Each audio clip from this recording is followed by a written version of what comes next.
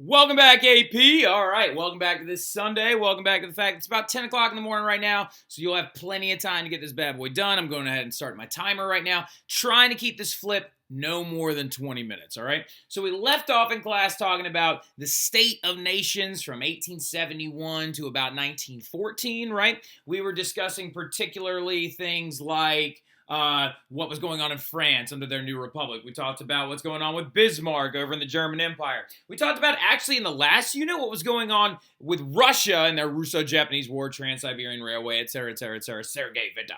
And then we also discussed the rising tide of anti-Semitism that was growing inside of Europe through the Dreyfus Affair lens, through the Zionism lens, through the professional anti-Semite lens, which is the most horrific sounding phrase I've ever said in my entire life, and then also through the pogroms that were going on in Russia at the time and how those things were actually emulated in the later after World War I in the United States during the Tulsa Race Massacre, right? That was in 1921. It was actually like a U.S. version of a pogrom, which is actually a really, really sad thing. And if y'all ever want to learn about that event, please ask. I actually happen to know a lot about it. I've done a lot of research on it. So, big things going forward, though. We are also going to be discussing different events like the state of nations when we continue to go forward, right? Now, there is one thing in the AP curriculum that sometimes they wanted you to discuss a lot. I don't really want to because it's not, like, to me, it's not going to be that big of a deal because it's only going to last for about 30 more years, right? So, but by the way, Austria-Hungary, as of 1867, is Austria-Hungary the dual monarchy, right?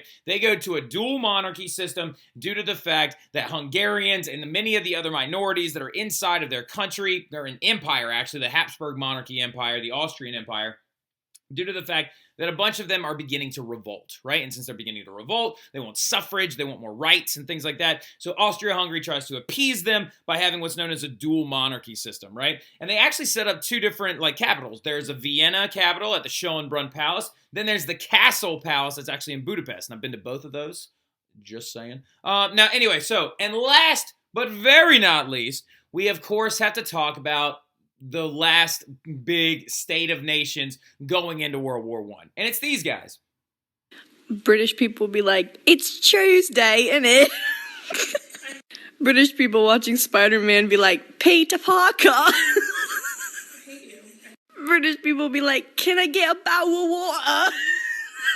Exactly. Can I get a ball of water? So, the big thing about it is we have to discuss the Bastion of Great Britain, right? Now, the Bastion of Great Britain is referring to the idea that on the outside of their country, from the exterior perspective, Great Britain appeared as if they were this gigantic, just leading light, guiding light, amazing, progressive, liberal state that was having a very, very intense war between a conservative House of Lords and a liberal House of Commons, right? The Bastion of Great Britain, of course, represented by their female, what's the word I'm looking for? Effigy, right? So this is the image of London and Great Britain, right? A very, very posed, progressive woman handing out an olive branch, also sitting around gold, and also the shield protecting her great empire, right? So the big thing about it, though, that you also need to remember is who is in charge right now. So go ahead and jot this down. You have three major parties involved, or three major groups that are involved right now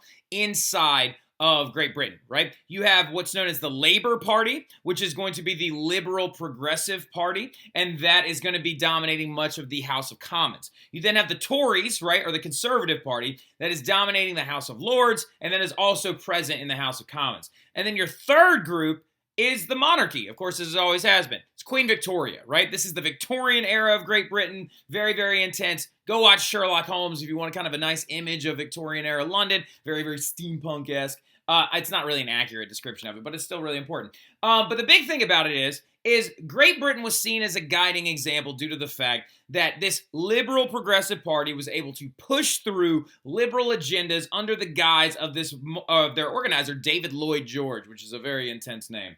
Now, the big thing about it, though, so you understand, is that they were pushing through things like the People's Budget, right? Great Britain had 99% universal male suffrage, okay? Higher tax rates on the wealthy. They created a national health insurance policy in the late 1800s. They created public schools. They created old age insurance, right? They were doing this stuff right alongside of Germany when they were doing it, even though Otto von Bismarck extended universal suffrage to every man over the age of 25, just saying. But the big thing about it, though, is that Great Britain appeared to be a very progressive state. This entire People's Budget that created the higher taxes on the wealthy for national health insurance, for public schools, for compulsory education, and also for Social Security was actually only vetoed once by that progressive or by that conservative House of Lords. So on the outside, Great Britain appeared to the rest of the nations to be this very, very intense Republican Democratic government that was passing very, very progressive agendas, right? So,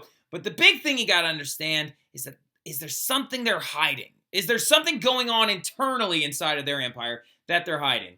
And of course there is, right? So of course there is. And the big thing that's happening is the Irish home rule question, right? Are these my islands or yours, right? Discussing the idea to back up this idea of like John Bull and trying to create this progressive concept of Irish home rule, right? So the big thing about it that you have to understand is the big lingering questions going into World War I that is greatly affecting Great Britain is the fact that the Great Famine had devastated Ireland's ability to function economically, to like they had massive immigration issues where like many of them were leaving, a lot of them going to the United States. We will discuss this also in the next unit when we talk about the entirety of the Great Migration period that's going on in Great Britain during this time. And then also during this moment when Britain refused to provide subsequent aid to Ireland, right? Not refused, but did not provide intensive subsequent labor reform-based aid, social-based aid to Ireland. This is going to raise the concept of Irish home rule, where Ireland does not necessarily want to be removed from the empire, but they want a progressive government that they elect that runs their island, that represents their people, right? Now, the big problem with this thing of Irish home rule, the idea of creating a lower house of parliament in Ireland where they can function, pass their own laws, take care of their own people, things like that, is coming under heavy protest, right? Because a lot of people believe that if you give them home rule, then they're eventually going to break away and become an independent country, which, looking down the road, does happen, right? So, as in the late 1940s, I think it's late 1940s, Ireland becomes completely separate, right? Becomes completely separate with regards to the tiny northern region of Ireland. Northern Ireland, right? So now to understand this issue of the divided Ireland, you got to know the difference between the bulk of Southern Ireland and tiny Northern Ireland, right? Tiny Northern Ireland is represented by one very, very large city, an area known as Ulster, right? Ulster, right? So, and Southern Ireland is represented mostly by Dublin and the larger cities like Cork that actually exist in Southern Ireland, right? Or Southern Ireland, right? Southern Ireland is overwhelmingly Catholic, right? So, and Northern Ireland is Protestant. They're Anglican Protestant, right? They're English-style Protestants. So you were seeing a very big economic divide between these two areas. Northern Ireland was economically very prosperous, whereas Southern Ireland was not, all right? So you got a lot of issues going on through this. And ironically enough, home rule was passed for Ireland in 1914, but was stonewalled by World War I, right? Due to massive protests, due to lobbying via the Labour Party, through Irish nationalists that had been elected to Parliament in Great Britain, they did successfully get home rule passed and this was to the chagrin and worry of Ulster, right? So Ulster and Northern Ireland did not want to be a part of Southern Ireland. This is going to lead to many, many, many more problems down the road when we talk about like the Easter Uprising and their own version of Bloody Sunday and things like that. Well, the Easter Uprising was actually earlier. So they passed home rule, but they said they would not effectively start home rule until after World War I ended, and then past 1918, they still actually took quite some time to establish a true home rule thing. This is an issue that we will revisit, but it is important to know that the Irish home rule question is coming up before World War I, and then will be addressed again after World War I, right? So that is Great Britain's big problem is Ireland a part of their entire area. See, Ulster's prayer, do not let us go, right? Because they're trying to say that, oh, these are the impoverished areas and the prosperity province is in Northern Ireland, right? And of course, there is John Bull right there.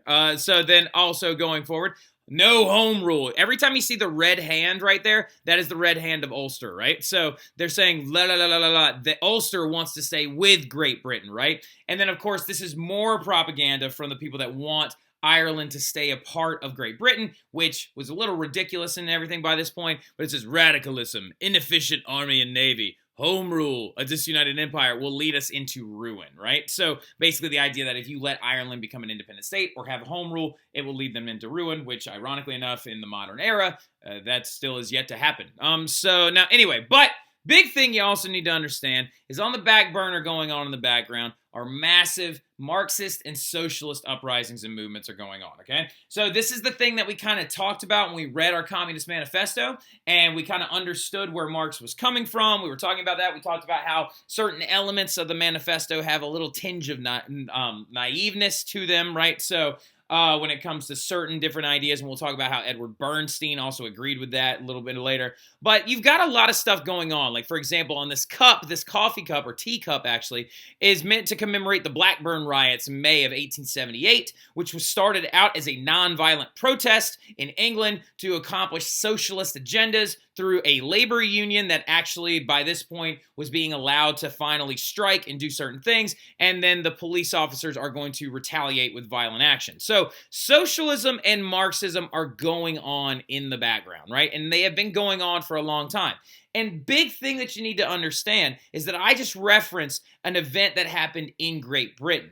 But socialism is not exclusive to each country. It's actually an international movement. You should definitely underline that. Definitely highlight that. Big thing you need to understand is that Karl Marx himself said, working men have no country. The idea that socialism and Marxism span every country, that working men are united together, not to their flag, okay? So socialist parties are beginning to grow in every single country. Germany is a great example. Remember, Otto von Bismarck tried to prevent the growth of socialist parties using his anti-socialist laws. He then tried to placate the common worker that was now beginning to vote heavily socialist during the late 1870s when he was still in power by giving old age insurance and accident insurance and disability insurance and these other different agendas. But that did not slow down the growth of socialism in Germany. By the time that Bismarck was dismissed and going into World War I, the Social Democratic Party, the Socialist Party of Germany, was the majority inside of the Reichstag, right? So socialism is growing pretty efficiently, right? And then there's a big, intense growing, again, a second wave of socialist growth right when Marx dies, right? Karl Marx died in 1888, and you're going to see a massive growth of socialism again, right? Now, it's important to understand that socialism went through like two waves. So you had to understand that socialism went through two great waves, right? So right around 1850, socialism is going to begin to kind of very much grow, coming off the publication of the Communist Manifesto and also coming off the growing ideals of those isms coming out of the revolutions of 1848. That's where your first wave of growth is going to occur. And during that first wave of growth, you're going to see the creation of international socialist working men's parties, right? So, and right around 1850, though, the first one died off, right? So you saw a plateau of socialist growth for a slight bit of time from about the years of 1850 to 1888, right? But then in 1888, Marx is going to die. And when he dies, you're going to see that massive growth, a resurgence of growth in radical socialist movements and also Marxist movements as well. But really quick question to jump back to 1850, why did that first one die off? Well, the first International Working Men's Party died off a little bit because Marxists, anarchists, and socialists are going to begin to kind of disagree on motive, method, and modus operandi, how they're going to operate and what they're going to get, right? But they did agree on some things early on. For example, May Day, May the 1st. Did you know that May Day is considered, May the 1st is considered a national strike day where no man that is of a working party or a socialist party is supposed to work, right? And it's still celebrated to this day a lot in Europe. I personally believe that AP European, we should have just a party on May Day and just celebrate all of our hard work. You know what I mean? We'll discuss that actually in class. But who is stuff like this going to terrify? Who is the formation of socialist working men's parties going to terrify? Who is this going to freak out? Yeah, the conservatives and the middle class, right? So the big thing is to try and avoid the growth of these socialist movements, to try and avoid the growth of these like different things.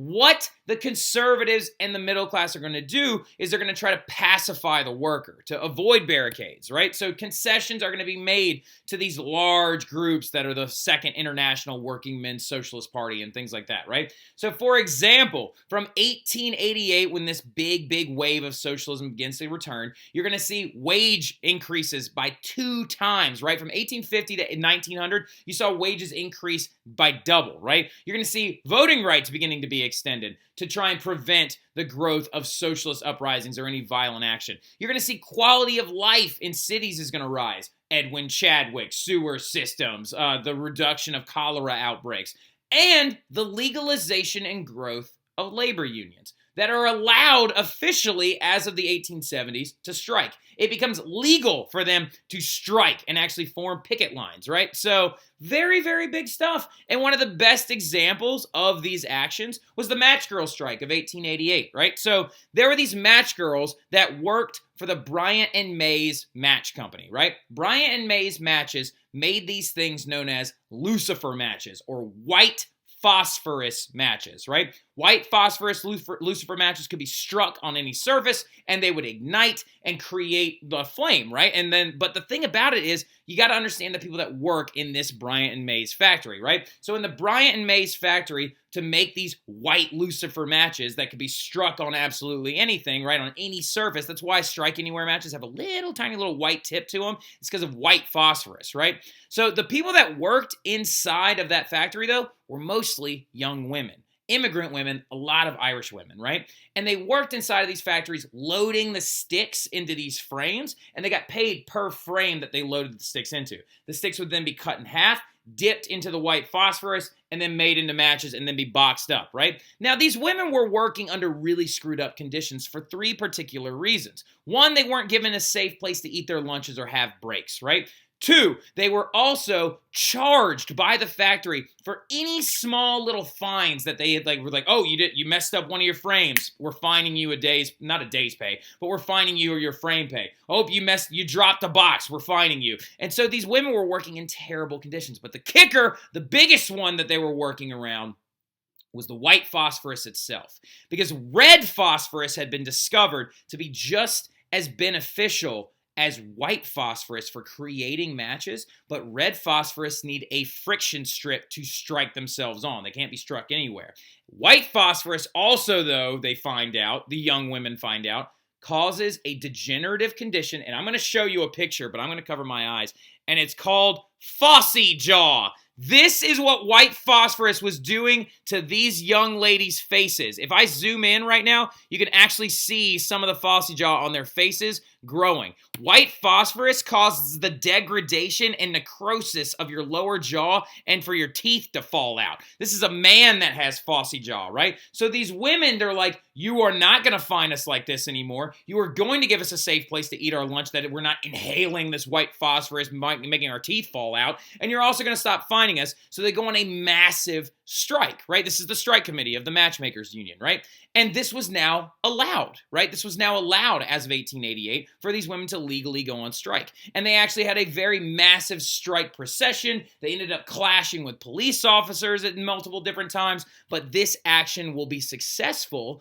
and women are going to get what they demanded. These women, these match girls, got what they demanded. They got breaks, a new lunch area. Red phosphorus was going to be used by Bryant and Mays to make these things called safety matches. And then also they're going to stop inhaling white phosphorus and it's going to dramatically reduce the rates of Phossy Jaw, right? So that was a literal socialist strike, peaceful protest, and they got what they demanded. And who was it inspired by? The Second International Socialist Union, because working men have no country, right? Because the big thing about it, workers, like those matchmaking women, are going to begin to rely more on their vote and their labor movements than they are militancy. This is where Marxism and socialism and anarchism are going to truly split, right? So socialists begin to realize striking, marches, collective protests are going to be the thing that gets us what we want now and allows us to still live in a capitalist society where we make money and can try to make a better life for ourselves.